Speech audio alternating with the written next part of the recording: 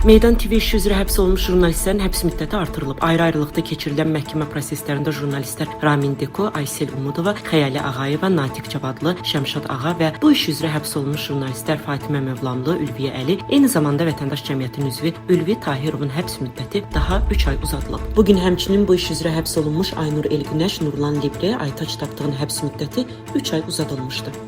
İşçi masasının üzvü Elvin Mustafayevin cəza çəkmə müəssisəsində işgəncəyə məruz qaldığı bildirilir. Onun 6 saylı cəza çəkmə müəssisəsinin rəisi Fariz Əliyev və 2 nəfər əməliyyatçı tərəfindən döyüldüyü, nəticədə qulağının partladığı və huşunu itirdiyi deyilir.